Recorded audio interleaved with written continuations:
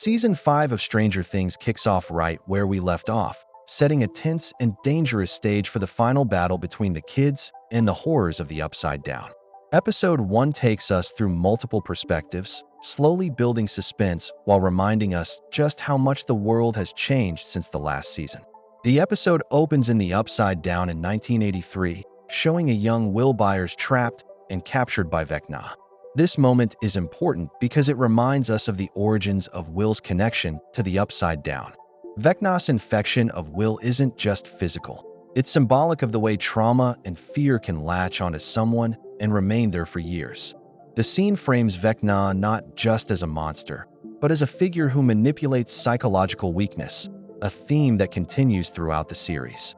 The Upside Down is dark and oppressive, almost claustrophobic. This mirrors Will's inner state, trapped, alone, and at the mercy of a powerful entity. Even without dialogue, the visuals communicate isolation, fear, and the beginning of a long struggle. We fast forward 18 months after the Rifts incident, and Hawkins is a very different place. The city is under strict military control, quarantined to prevent the spread of upside-down creatures. This militarized environment emphasizes the theme of control versus freedom. People can't move freely, and the presence of the military constantly reminds the citizens that danger is not only external, but also institutional.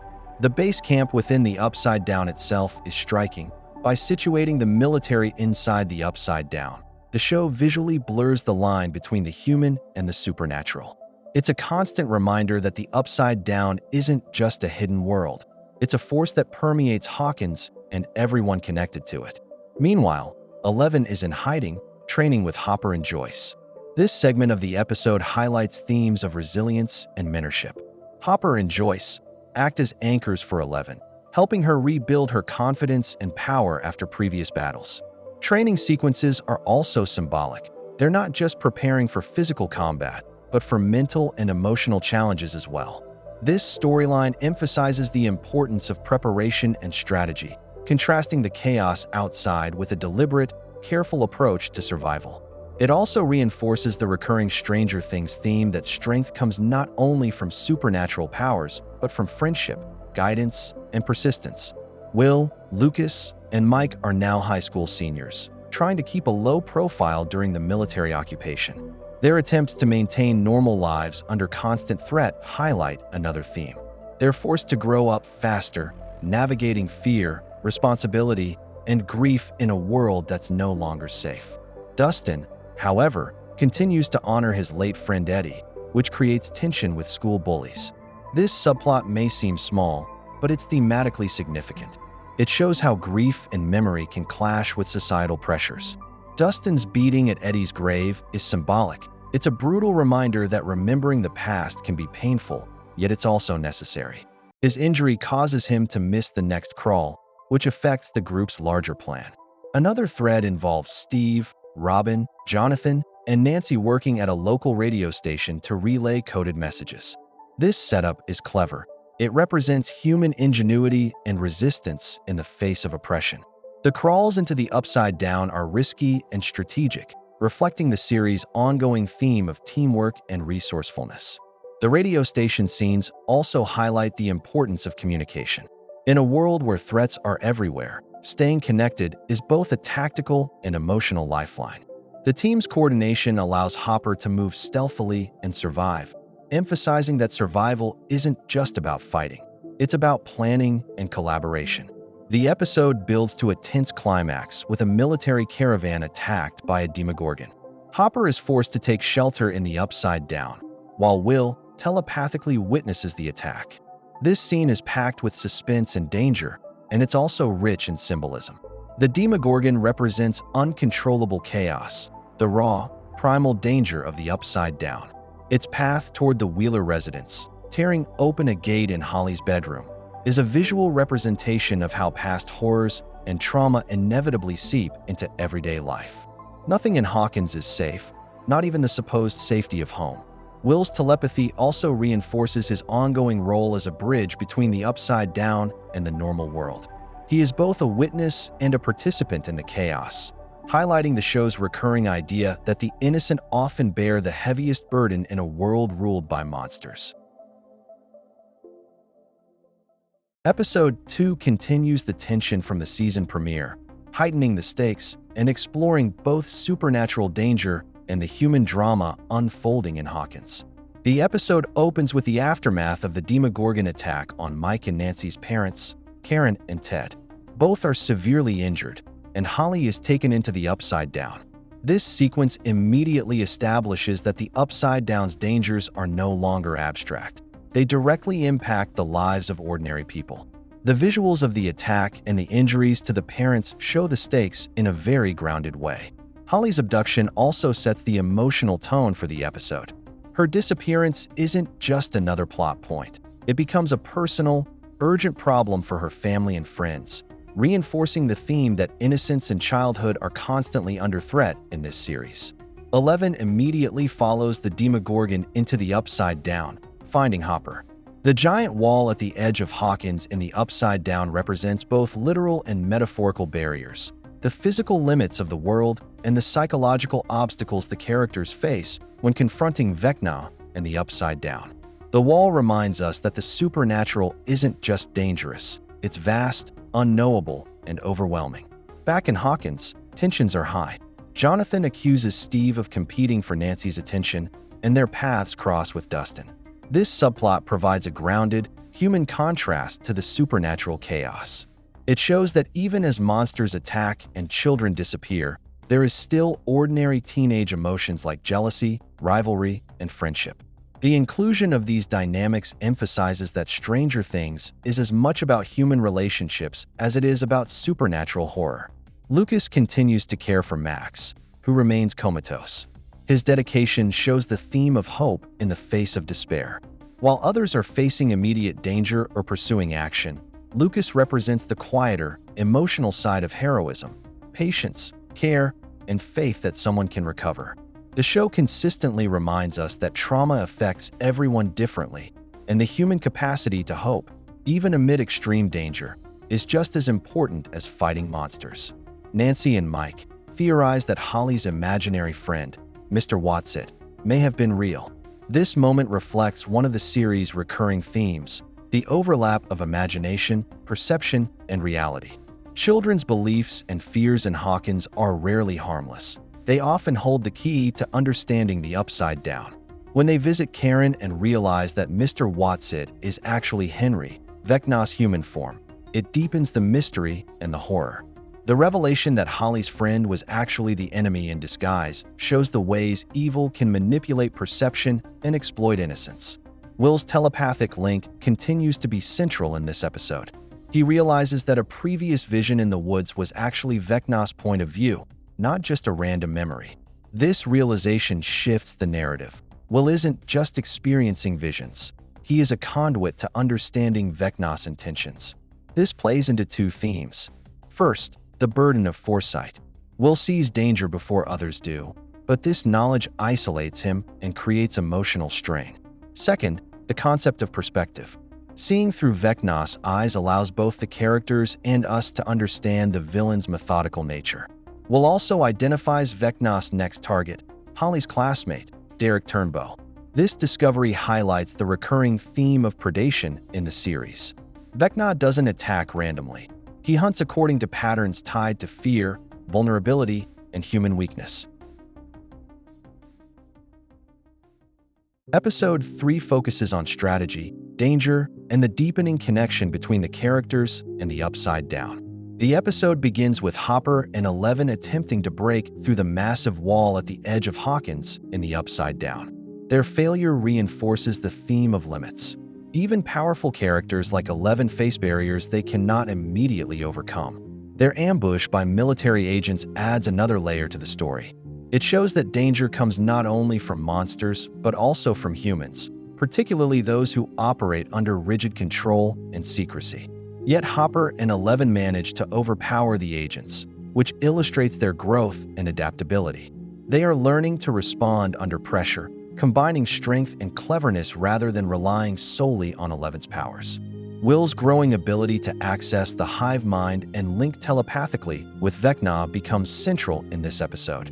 By seeing through Vecna's perspective, Will confirms that Derek is the next target, giving the group a chance to intervene. The group devises a plan to use Derek as bait to trap the Demogorgon. Mike and Nancy explain how Vecna had disguised himself as an imaginary friend to abduct Holly, reinforcing the show's ongoing theme of deception and manipulation. The plan involves multiple layers: arming themselves with weapons smuggled by Murray, drugging Derek and his family, converting Derek's house into a trap, and tracking the Demogorgon once it attacks. This section emphasizes strategy and preparation as central to the character's survival. Unlike early seasons, where immediate reactions dominated, the group now thinks ahead, using careful planning to confront supernatural threats. It also demonstrates the series' ongoing theme of teamwork. Every character has a role, from Erica drugging the family to Will tracking the Demogorgon, showing how collaboration is essential to overcoming chaos. However, the plan begins to fall apart when Derek wakes up and Will realizes the Demogorgon has found their location in the barn. This development reinforces the theme of unpredictability. Even the most careful planning can fail when facing intelligent and dangerous monsters. The sequence builds suspense while reminding us that mistakes and unforeseen events have immediate consequences. Meanwhile, Holly finds herself in a 1950s-style version of the Creole house and unexpectedly encounters Max. This setting is symbolic. The distorted, retro environment suggests that Vecna is not only dangerous, but also psychologically unsettling. He warps reality, making familiar places feel unfamiliar and threatening. The encounter with Max adds an emotional and narrative twist. It highlights the theme of connection under threat. Max and Holly are both victims, yet their meeting could provide strength, support, and insight. This also reinforces the series' ongoing exploration of friendship and trust, showing that even in terrifying situations, human bonds are crucial for resilience. Episode 4 ramps up both the supernatural and emotional stakes. This episode balances action, suspense, and character development while exploring themes of control, memory, and the costs of power. The episode begins with Hopper and Eleven infiltrating the military base with the goal of killing Vecna. Their mission immediately places them in extreme danger, as they are ambushed by soldiers. This sequence emphasizes the theme of conflict between human authority and supernatural threats. The military, which often represents order and control, is shown as both a barrier and a liability. Hopper and Eleven overcome the ambush, illustrating their growing teamwork, skill, and resourcefulness. The discovery that the captive in the base is actually Callie, Eleven's sister, is a major emotional moment. Callie's presence introduces themes of family, identity, and moral complexity. Unlike Eleven, Callie has used her powers differently, hinting at how trauma and choice can shape abilities. This moment deepens Eleven's internal journey, forcing her to confront the fact that power can be used for vengeance or protection, depending on the person. Meanwhile, Max explains to Holly that they are trapped in a strange realm formed from Vecna's memories, nicknamed Commissats. This environment is symbolic. It represents how past trauma and memory can imprison victims, creating a reality shaped by fear and control. Commissats also reflects the series' recurring theme of psychological danger, showing that the Upside Down is not just a physical threat, but also a mental one. Max's prolonged presence in Commissats since her brief death reinforces the theme of survival and resilience. Despite being trapped in a hostile environment, she continues to find ways to guide and protect others. Will, along with Mike, Lucas, Dustin, Steve, Nancy, and Jonathan, faces multiple threats this episode. The group is attacked by a Demogorgon and they chase it back into the Upside Down. These sequences highlight the importance of teamwork and adaptability. Each character contributes in different ways, showing that survival is not just about individual strength, but also collaboration and strategy. The military's detainment of all children in Hawkins who could be potential victims raises questions about control and ethics. By attempting to protect children, the military paradoxically removes their agency and places them in a more dangerous situation.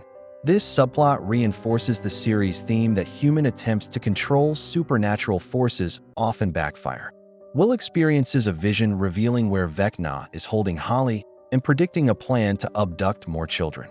This vision showcases Will's unique connection to Vecna and the Upside Down. It also highlights a central theme, the burden of knowledge.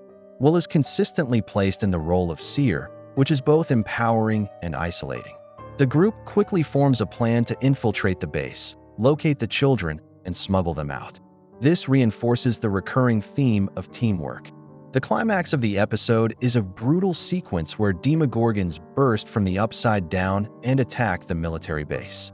Vecna appears, slaughtering the soldiers and using Demogorgons to kidnap children.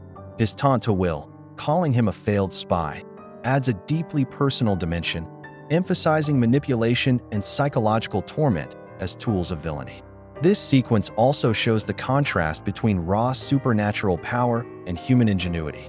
The military, despite its training and technology, is decimated, showing that conventional strength is no match for the Upside Down. As the Demogorgons nearly kill Mike, Lucas, and Robin, Will reveals newfound powers and kills the creatures. This moment is pivotal. It demonstrates the growth of Will's abilities and his increasing role as both a protector and a bridge between the human world and the Upside Down. Symbolically, Will's ability to eliminate the Demogorgons represents the courage over chaos and fear. The episode concludes with Vecna retreating back into the Upside Down and the immediate threat neutralized, thanks to Will's newfound powers. However, the stakes remain high. Children are at risk, the Upside Down continues to expand its influence, and the personal and emotional burdens on the characters grow heavier. The cliffhanger reinforces that the final confrontation will test not only physical skill, but also mental resilience and moral courage. Make sure to like and subscribe if you enjoyed this video, and I will see you in the next one.